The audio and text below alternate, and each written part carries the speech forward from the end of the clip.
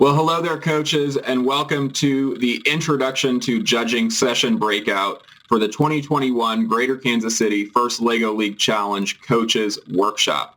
For those of you that haven't met me before, my name is Matthew Muller, and I am the Regional Judge Advisor here in the Greater Kansas City region for First LEGO League Challenge. As we progress through this session, we're going to spend a little bit of time talking about how we get started with judging, why we have judging, what a judging session is going to look like for you and your team at the events this year, and then spend a little bit of time talking about some of the new things that are coming to judging in the Kansas City region this season. For those of you that may have any questions over the course of this session or throughout the season as it progresses, please feel free to reach out. You can find my email on the slide here. It's kcflljudge@gmail.com. Absolutely happy to answer any questions that you may have, and hope that you all have an absolutely amazing and fantastic season. Without any further ado, let's go ahead and jump into our content for this session. So the first question that we often get asked as a region is, why is judging a part of your competition? And the answer to that is that it gives students an opportunity to take everything that they've discovered, everything that they've learned throughout the course of a season, and provide them with an opportunity to share that with people beyond just the team they've been working with. Coaches, mentors, right? Those are awesome, and we're super excited that you guys are a part of this. But being able to present to a stranger, sometimes that's a skill that students need to learn. And so in this case, as judges, we are acting as that independent third party, that team that's coming in to say, hey, not you did bad, but wow, look at what you did. If you were to do this again, maybe here's some areas that you can improve in the future, but really give them that positive feedback and encourage them for the things that they've done well in. As judges, it's our job ultimately to provide that venue for teams to demonstrate and share what they've learned over the course of their entire FLL season. So when it comes to judging, teams are evaluated in 4 key areas. The first one being their innovation project, second, robot design, their robot performance, how well it actually works on the competition table, and then their core values, which are really the foundation for everything that we do in the First LEGO League Challenge competition, season, and really throughout the world. Each area is weighted equally when it comes to evaluating a team's performance. So we're not going to go out and pick a team that had a really, really great innovation project, but barely even built a robot and really didn't exemplify core values in the competition. We're looking for a team with, especially in our Champions Award, a team that is absolutely 100% on board with everything first and is equally weighted. They've achieved well in all of those 4 key areas. Digging into each of those a little bit more, the innovation project is really the opportunity for a team to put the skills they're learning in the context of the robotics competition to use in a real-world application. To build the robot, a team is learning how to brainstorm, how to down-select ideas, how to design and then iterate on that design based on things they observe that maybe didn't go exactly according to plan. And then to an extent, they're also learning how to build a functional design. Not every piece may function perfectly, but they're learning how to take a whole bunch of different ideas and create something out of that, something tangible that they can hold in their hand. In the scope of the innovation project, we're taking those skills and applying them to something that's a real-world problem. This year's competition is Cargo Connect, and it's really about all of the different transportation infrastructure that exists in our world today. So for the students, their goal within the scope of the innovation project this year is to identify a problem within the transportation infrastructure, and then take those skills that they're learning in the robotics competition, how to identify and truly define their problem, how to then brainstorm solutions to that problem, and then ultimately present what their solution is and get feedback on it and iterate on their solution to create an even better solution. Within that scope, we're taking those concepts, the things that the teams have identified as judges, and we're coming up with some criteria to evaluate that.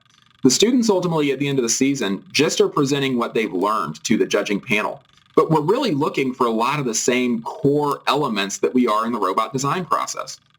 We're looking for a team that defined their problem well, that knew exactly what it was they were trying to solve in terms of their problem, and chased after that thing without really going down the rabbit trail, if you will, or chasing after squirrels that aren't related to their problem at all. Given a little bit of that's going to happen, but we want to make sure that they're able to stay focused on what the real problem is, and that starts with having a clearly defined problem. The next thing we're looking at is how did they research potential solutions or maybe existing solutions to their problem? How did they get feedback on other areas that may have the same problem or determine how broad-reaching that problem is? So we're looking at, did they just spend a whole bunch of time on Wikipedia, or did they actually interview some industry experts maybe? Did they email or go to a library and check out some books? Did they just spend time at home thinking about it?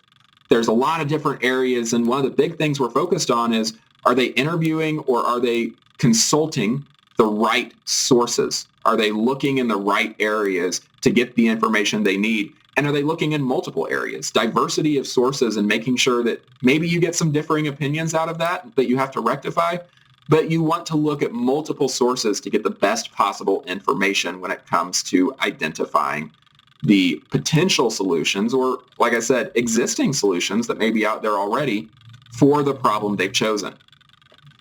The next thing that we look at is the actual selection and applicability of the solution. So again, brainstorming and down selecting, right? How did you come up with potential solutions? And then how did you rank your potential solutions to find the best one? Given there's always going to be some room for error in that, and there's always subjectivity to what the best solution is. But we're looking for, was there a process? Did they evaluate as they went? Did they make sure that everyone's voice was heard throughout the context of selecting a solution to their problem? The next thing that we're going to look at with the context of a judging session is the knowledge sharing, right? After they've identified a potential solution, have they gone out and shared that with people? It's really great to be able to sit back and say, hey, I have this solution that's going to maybe solve cancer or to eliminate the energy crisis or some massive solution that's going to impact everything we do as a society. But if you can't share that with the people around you that need to know that, then the solution doesn't do anything. It doesn't go anywhere.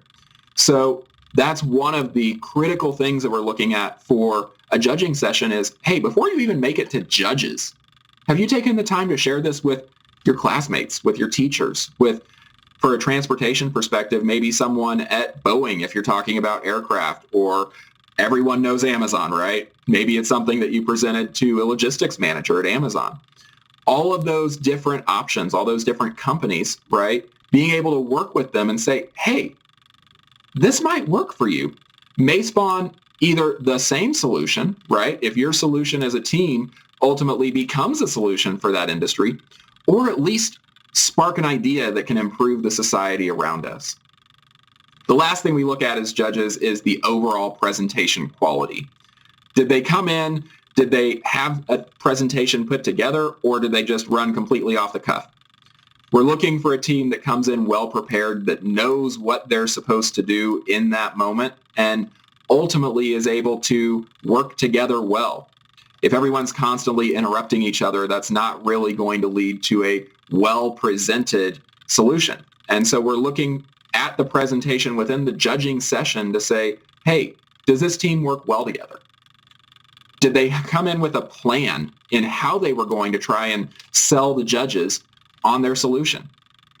And ultimately, we're also looking to, did they have fun, right? Within the context of a presentation, it's 100% allowed and encouraged for teams to come in and just have a blast. We've seen everything from teams that have a skit where you have a cardboard box that's a TV and one of the students is a newscaster talking from inside the TV. We've got teams that'll come in that have a chant or a song or a jingle that is something that they've written or that they've created within the scope of the season that they just want to share with the judges because it's fun. Definitely have fun. Every presentation that's memorable is something exciting, something the judge is going to look at and say, wow, that was just fun. It was exciting. It was inspiring. And it's something that I want every team to be there. So again, I can't emphasize this enough. Within the scope of the presentation, have fun. The next area that judges will look at is the team's robot design. And one of the areas that teams often get confused is, as judges, when we're evaluating robot design, ultimately we don't care as much about the design results as we care about the design process. We talked in the innovation project about being able to identify what missions you're going to complete, right? Identify the problem, the thing that you're going to try to solve. Then to brainstorm potential solutions, down select those solutions, create a design out of that, iterate on the design based on what you've learned to improve it, and then ultimately take all of that and package it up as something that maybe the next team down the road can look at all of that information and learn some lessons from it, right? In industry, we call that a lessons learned document, a thing that basically says, here's what we learned as we were doing this brainstorming, design, iteration, proven, all these different elements. And this is something that you want to pay attention to if you're designing something similar in the future. So again, the emphasis here is on the design and documentation, not on how well the robot actually performs. So the emphasis within the scope of a judging session is placed on how the team brainstormed and how they evaluated different designs, why they arrived at a particular design, right? Did they have a ranking matrix that they used, something like a Pew selection matrix, to say, these are the features that we want our design to be capable of. Which one of these potential candidate designs is one that we actually want to pursue? How do they stack up against each other? What are the evaluation criteria? How well the team documented their efforts, right? Kind of in that is documentation leads to better iteration. If I know why I made a decision, then I know what the emphasis was on and how that can help me create a better design with my next iteration. So documentation and iteration are critical in the robot design judging session. And then finally, what they learned for the next time. So noticeably absent from this list, again, is the execution. Robot performance is judged separately as part of the table competition. In the judging session, we aren't interested in how well the robot actually performed. We don't care about the final score number. What we care about is how the design took formation and how it took shape. Robot design ultimately is not about how well the robot works. It's about how they iterated. The next category that factors into the overall judged score is robot performance. And robot performance is ultimately where the students get to demonstrate how well their robot actually works, right? This is the complement to what we just talked about in robot design. Robot design is all about how well they designed it, how they iterated, how they documented, and robot performance is about, well, did it work or not? This is not in a judging room. This is on competition tables, and the evaluation of robot performance is purely based on the robot's capability to complete the missions for the given season. The better a team does, ultimately, the higher they are ranked. Finally, our core values are evaluated kind of indirectly over the evaluation of every other category that is part of the judging session, and even the robot performance outside the judging room. What we're looking at is the 6 core values you see listed here, and ultimately how well the team exemplified those throughout the course of the season. We're looking for teams that ultimately exemplify the core value of discovery. Did they take the time to explore new skills and new ideas? Did they try and learn things as they went through the season? We're looking for teams that exemplified innovation. Did they use their creativity and sometimes a lot of persistence to solve the problems that they had identified? Did they actually innovate? Did they create something, or did they go copy and paste from Google? Impact. Are they applying what they're learning to the actual world, and does it result in an improved world around them? Now, that world may end up being their classroom. It may be their household. It may be one person that they know. But the question that we're asking is, hey, are they taking what they've learned and doing something with it that has an impact around them? We're looking for inclusion. Are they respecting each other, and are they embracing the differences amongst each other on the team? Making sure that everyone feels valued, but everyone also feels known. We're talking about teamwork. Are they actually working as a team through the entire journey, right? We're not looking for, oh, hey, we put on our game face in the judging session and we look like a team here, but throughout the entire season, we were actually fighting. We had to have a coach come in and, resolve disputes every single meeting. A lot of that's pretty evident by the time a team makes it to competition. And so as judges, it's not always the easiest to judge, but it is something that we're looking at. Does the team act like a team? Do they work together well? And then the last one, and probably the best one in my opinion, is fun. And that's making sure that as a team, you're having fun, you're celebrating achievements, right? When things go well, you're taking the time to recognize that something went well and celebrate the team as a whole or the individual that has succeeded in that moment. Now, sometimes it can be a little bit hard to find the fun in a given competition, especially when things don't necessarily go as planned within a competition. Maybe a robot falls on the ground and shatters into a million Lego pieces, or maybe another team member gets into some situation on the way to the event and can't make it. Whatever it is, finding the fun may not always be easy, but we're looking for teams that, in spite of difficult circumstances, can still recognize the opportunity for fun and to celebrate each other and the things that do go well within the context of a season and a competition.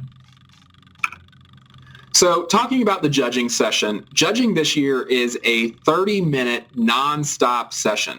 So this is almost the same as what we did last year when we had virtual events, but still radically different from 2 years ago when we had our last in-person events as a region.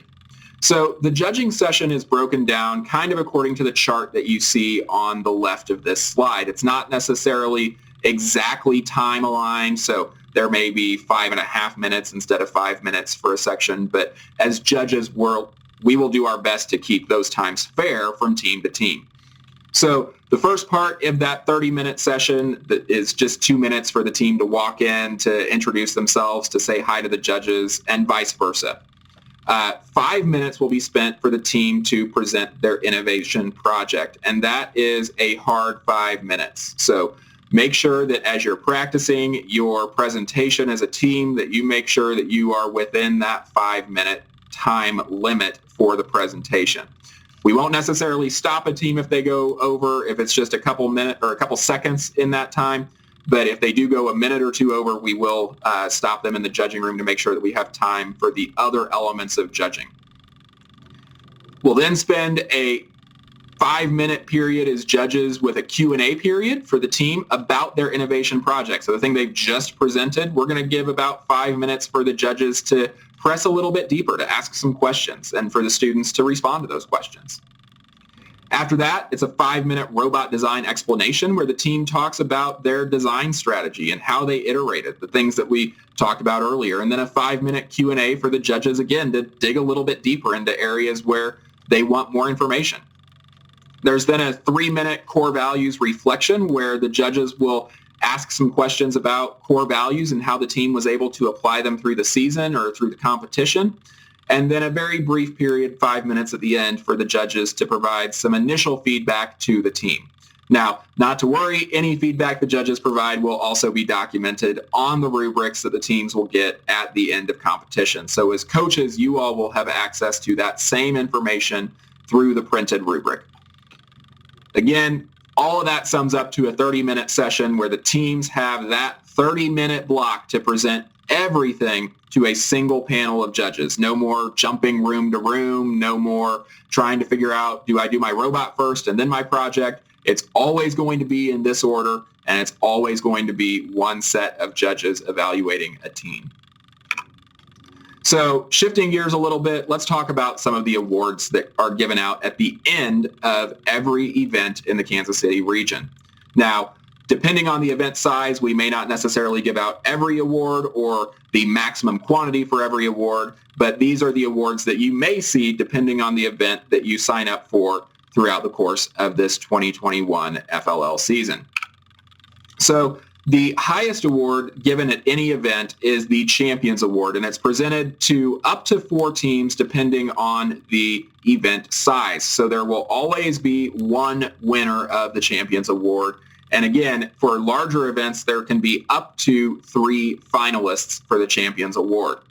And you can see the description from the first website listed here, but ultimately this is the team that is the most well-rounded, that excels in every area of competition. So that's the core values, innovation project, robot design, and robot performance. We're looking for a team that's well-rounded and that has done very, very well across every single area of the competition. It's a team that, as we like to say, embodies exactly what it means to be a first LEGO League Challenge team. The next award that we will talk about is the Core Values Award, and this is where we start to get a little bit more detailed in the awards that we're giving out. So we're looking for a team, in this case, that maybe didn't necessarily have the best innovation project or the best robot design, but that really hit it out of the park in core values. And similar to the Champions Award, this is given to up to 4 teams, depending on the size of the event. And there will be 1 winner and up to 3 finalists for the Core Values Award. Innovation Project Award, similar to the Core Values Award, this award is given to the team that really just excelled and ultimately did the best at the event with their innovation project. And this is, again, given to up to 4 teams, 1 winner, up to 3 finalists. And then robot design, this is given to the team that excelled in their robot design at the competition, that ultimately performed the best in the eyes of the judges. And similarly to the other awards we've talked about, 1 winner, up to 3 finalists at each event. Robot performance, this award just boils down to who had the highest score on the robot game table. So when it comes to actually scoring the matches as the teams try and accomplish all the missions on the table at an event, robot performance recognizes the team or teams with the highest scores at the event.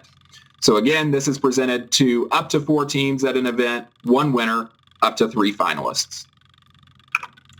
Some of the newer awards, if you maybe missed last season or are just familiar with 2019 or before that, some new awards that were introduced last year are the Breakthrough Award. So the Breakthrough Award is a team that made significant progress in their confidence and capability across everything that they did at the competition. So that's robot game, robot design, innovation project, core values, all 4 major categories. This is looking at a team that ultimately made significant progress across the season. So this is a team that ultimately understands that what they discover, what they've learned, is usually more important than what they win. Being able to go find new information and figure out how to apply that and trying to just take the next step, what's in front of you, is often a lot better than saying, oh, this is what I've always done. Let me just try that because it worked. Trying to discover new things. So again, this award is presented up to 3 teams at an event, not the 4 as we've seen in the other categories. But what's unique about this award and the rest of these new awards that we'll cover is that there is no ranking. There is no 1, 2, and 3 associated with that. It's just this team received the Breakthrough Award. The next award is the Engineering Excellence Award, and this award, again, up to 3 teams with no ranking, celebrates a team that efficiently designed their robot, that had an innovation project solution that basically addressed the season challenge really, really well, and had great core values across everything they do. So the Engineering Excellence Award is really focusing on a team that was able to learn the engineering process the best. The team that said, hey, my robot is designed well because I used good engineering principles. My innovation project addressed the season challenge well because I used good engineering principles. So this is looking at a team that's able to take the engineering process and apply that to everything they do through the course of First LEGO League and the challenge season. Another new award is the Rising AllStar Award, and again, this is presented up to 3 teams depending on the size of the event. And ultimately, this is similar to the Judges Award that used to be around. This is an opportunity for us as judges to pick a team, to celebrate a team that we really that caught our eyes, a team that we said, hey, you may not have necessarily done fantastic this season, But the things that you're doing, they are fantastic. And we expect awesome, awesome things from you in the next season or in the future. It's a team that, maybe they're the team that their robot dropped at the very beginning of competition and fell into a million Lego pieces and weren't able to get it back together in time to compete at the event. That's a team that, as they persevered, maybe they were trying to put it back together all day. They still showed up to judging. They still had a smile on their faces. They still were working well together as a team and trying to overcome that difficult circumstances. It's a team that we look at and say, hey, something happened. It was outside of your control. Unfortunately, sometimes that happens, but the things that you did today, the way that you rallied around each other and that ultimately you worked together as a team, those are going to set you up for some awesome, awesome success in the future if you keep running in that direction. So keep doing it. And again, this is an opportunity for the judges to recognize a team that we feel that strongly about. The last award in this category is the Motivate Award. And the Motivate Award, again, presented up to 3 teams depending on the event size. And that award celebrates a team that ultimately embraces the culture of First LEGO League through its team building, team spirit, and displayed enthusiasm. So this award is really looking for a team that is trying to motivate not just themselves, but motivate those around them, whether that be other teams at the event or people in their community, to try and encourage and equip them with the culture of First LEGO League. That may be starting new teams or mentoring other teams. That may be just cheering for every single team that shows up at a competition. But ultimately, that enthusiasm, that heart behind what they're doing is really what judges are looking for when it comes to the Motivate Award. So new this year, there's 3 things that are really going to be new this year as we hopefully return to in-person competitions. So the first one is that judging rooms, when you are in person, will not have a robot game table. You heard that right. There is no table in the judging rooms. And this is really an attempt by us as a region to try and take the emphasis of the robot design judging session off of the robot performance, how well a robot does the missions that are out in front of it, and put the emphasis back on the robot design. Now, as always, we still want for you as teams to bring your robot to the judging room. We as judges love to see him. We love to see kind of the details of how you put it together, how robust your design is, and we absolutely still need you guys as teams to bring copies of your code. That is something that isn't seen very well just looking at Legos. We can't see how you wrote your code, but that is something we're still evaluating in terms of your design process. So bring your robot. Make sure to bring your code either on a laptop or as printouts, and bring your engineering notebooks, your iterative designs, the things that you designed super, super early throughout the season that maybe you said, yeah, that doesn't work. We're going to replace it and design something new. We as judges still want to see that. We want to see how you've iterated through the robot design process.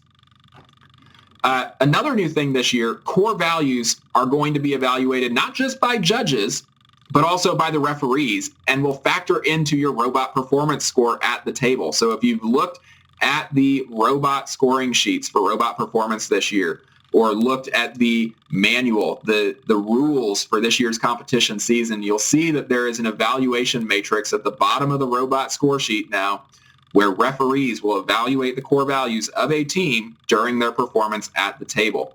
So core values, not just in the judging room, it's the entire event, guys. And then the last one is hopefully a return to in-person competitions. We are still planning to offer a virtual option at this time for teams that aren't comfortable returning in person. But as we return, we know that there's going to be some logistics, some issues that will arise as we work through venues and try and figure out everything that's going to happen throughout the course of a season to make sure that we have a safe and secure environment for students. And so we ask that as that happens, that you all bear with us, that you exercise maybe a little bit of patience with us as we try and figure things out again, having taken a season to be fully virtual. With that, that's the end of the content I had prepared for this session. Again, if you guys have any questions, please feel free to reach out to me at kcflljudge@gmail.com, or feel free to reach out at an event. Look forward to seeing you guys this year and hope that you have an awesome season as you prepare for the upcoming competitions.